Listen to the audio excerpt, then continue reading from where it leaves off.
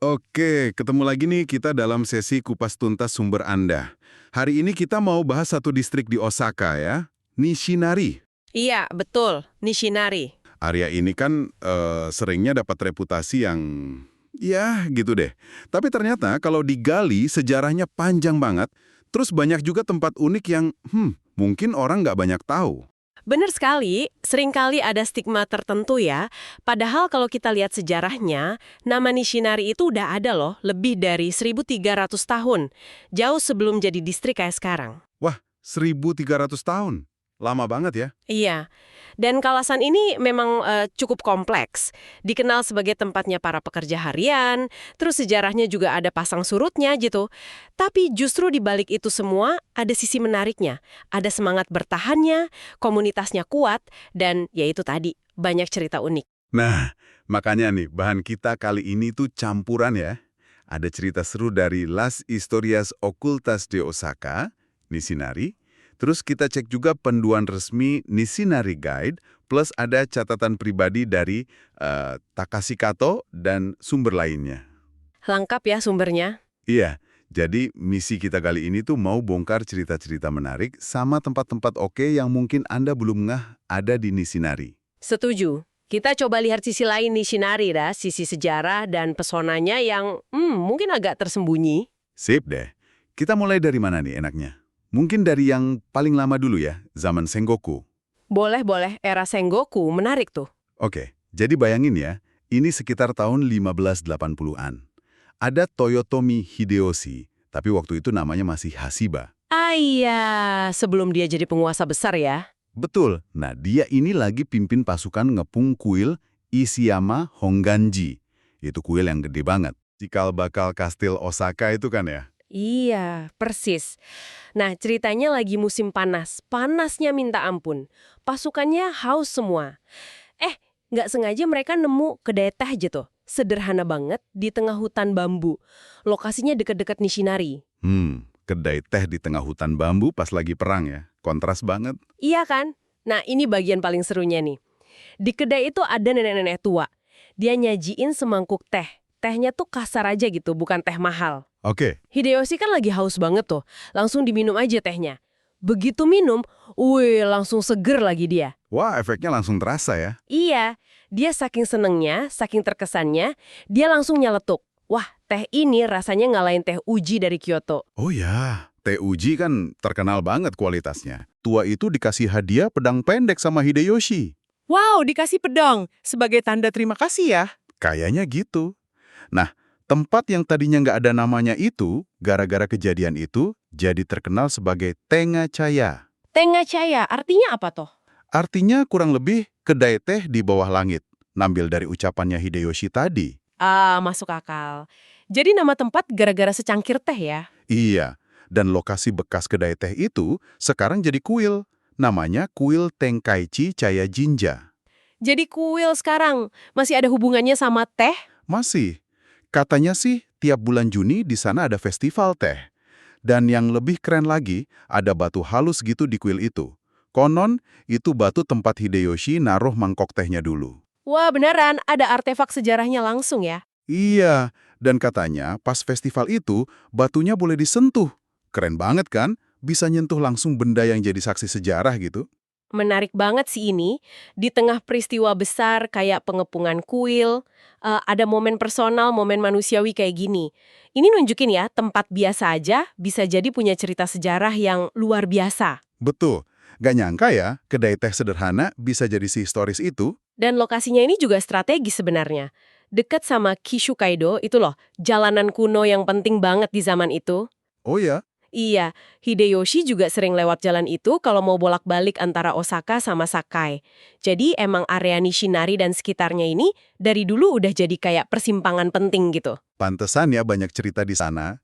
Oke, sekarang kita loncat agak jauh nih, ke era Showa. Era Showa, oke. Setelah Perang Dunia Kedua ya. Iya, sekitar tahun 1950-an, 1960-an lah. Kita ke area Shinsekai. Nah, ini ikonik banget kan? Shinsekai ya, dengan menara Sutenkakunya itu ya. Betul.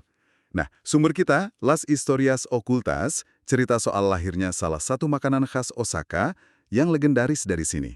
Kushikatsu Daruma. Ah, kushikatsu. Sate goreng tepung itu kan? Ya, bener. Daging, sayuran, ditusuk, terus digoreng pakai tepung roti. Nah, ceritanya pendirinya namanya Yamada Katsu. Yamada katsu, oke. Dia itu melihat para pekerja di sekitar Shinsekai seringnya makan bekal nasi dingin aja di pinggir jalan. Kasihan kan? Iya, zaman itu kan susah ya setelah perang. Nah, dia kepikiran gimana caranya bikin makanan yang murah tapi ngenyangin buat mereka. Akhirnya dia bikin deh itu, kushikatsu. Harganya terjangkau, rasanya enak, bikin perut kenyang. Ide bagus itu, simple tapi ngena banget ya kebutuhannya waktu itu. Iya. Terus ada cerita seru lagi nih soal si Yamada ini. Kayak legenda gitu jadinya. Oh ya, cerita apa tuh? Jadi katanya, dulu pernah ada preman gitu datang ke kedainya mau minta uang keamanan. Biasalah preman zaman dulu. Wah, bahaya juga ya. Terus gimana? Si Yamada ini tenang aja. Dia nggak ngelawan pakai fisik. Dia bilang, oh ya, silakan duduk dulu. Saya bikin kushikatsu spesial. Kushikatsu spesial? Dikasih bonus gitu? Bukan bonus. Ternyata isinya itu minyak cabe yang super duper pedas. Dijuluki bom neraka gitu. Astaga, jebakan ya? Iya, premannya kan nggak curiga. Langsung aja dimakan. Wah, langsung kepedesan setengah mati dia. Loncat-loncat, teriak-teriak. Kebayang sih pedesnya kayak apa? Terus si Hamada ini ngomong dengan tenang.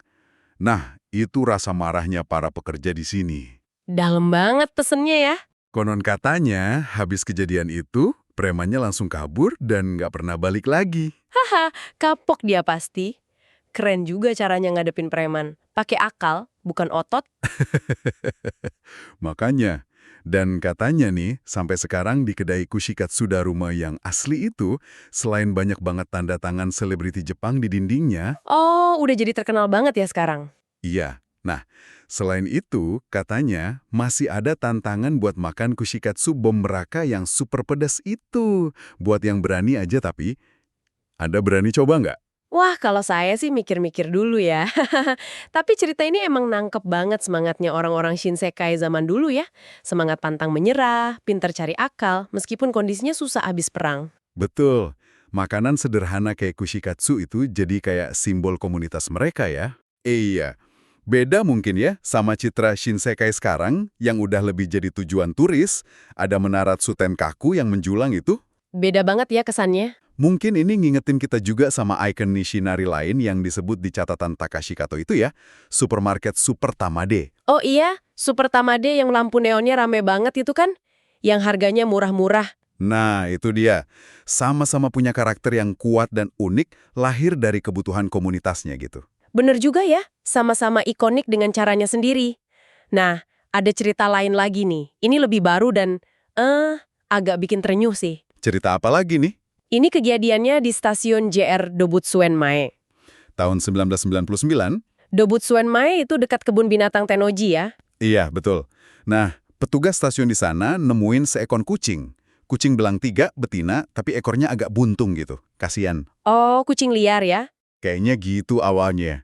Terus sama petugas stasiun dirawat, dikasih nama Tama. Nah, uniknya, Tama ini saking disayanginya, dia diangkat jadi kepala stasiun kehormatan. Kepala stasiun kehormatan, kucing. Iya, Beneran. lengkap dikasih topi mini kayak topi kepala stasiun gitu. Lucu banget. Wah, unik sekali. Terus tugasnya apa si Tama ini? Ya, dia kayak maskot aja gitu. Sukanya apa penumpang yang lewat, duduk di dekat gerbang tiket. Tapi ternyata dia nggak cuma lucu-lucuan aja. Maksudnya? Tama ini juga berguna banget. Dia sering ngusir tikus dari rel kereta. Terus yang paling luar biasa, dia pernah nyelamatin nyawa orang. Serius? Gimana ceritanya? Sumber Historias Okultas nyatet ada 2 kejadian. Pertama, dia pernah lihat ada pelajar mau coba lompat ke rel, sama Tama digigit celananya. Jadi nggak jadi lompat. Wah, hebat banget instingnya. Nggak ada yang lihat.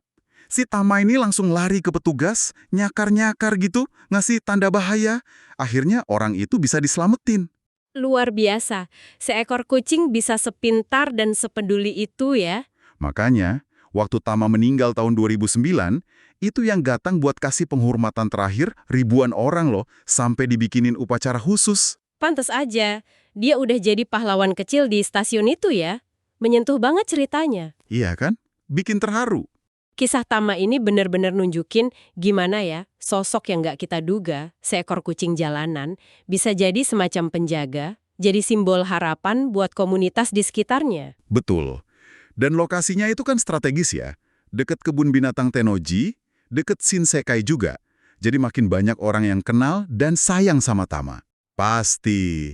Makanya sampai sekarang ada patung perunggunya kan ya di stasiun itu untuk ngenang Tama. Iya, ada patung perunggunya. Jadi kalau Anda ke sana bisa lihat langsung. Ngomong-ngomong soal stasiun dan transportasi, di dekat area Dobutsuenmei itu juga ada satu lagi permata tersembunyi menurut saya.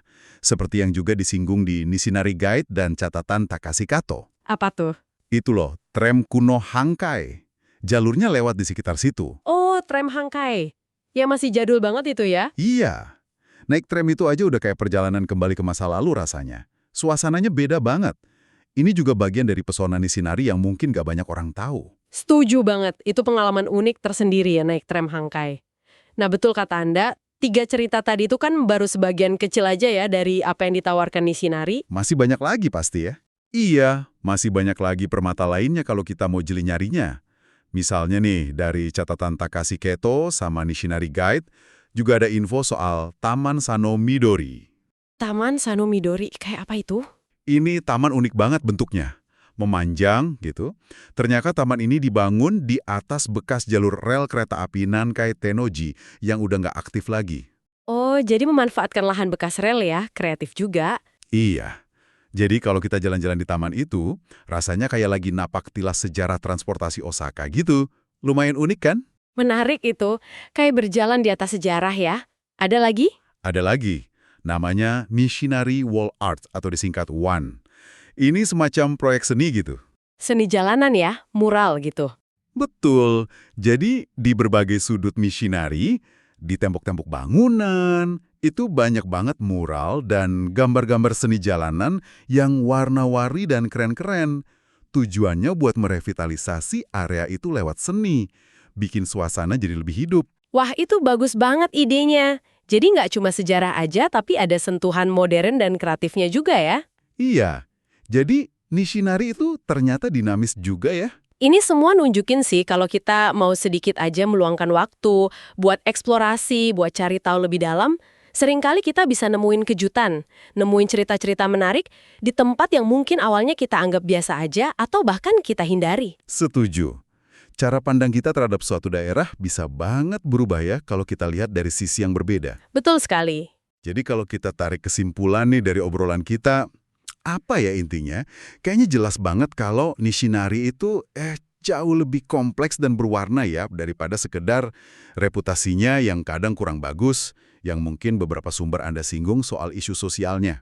Ya, reputasi itu seringkali cuma satu sisi aja. Di baliknya itu ternyata ada lapisan sejarah yang dalam banget, ada cerita-cerita perjuangan, ketahanan manusia, bahkan hewan kayak Tama tadi, terus ada juga permata-permata budaya, komunitas, tempat-tempat unik yang tersembunyi. Lengkap ya sebenarnya. Mungkin ini bisa jadi pengingat buat kita semua ya, buat Anda juga yang dengerin, untuk selalu coba lihat lebih dalam saat kita jalan-jalan atau menilai suatu tempat. Jangan cuma lihat dari luarnya aja, jangan cepat percaya sama stereotip. Setuju banget. Dan mungkin sebagai penutup, ada satu pemikiran menarik yang muncul dari gabungan sumber-sumber tadi. Sejarah yang paling otentik itu seringkali nggak cuma tersimpan rapi di dalam museum. Oh ya, terus di mana?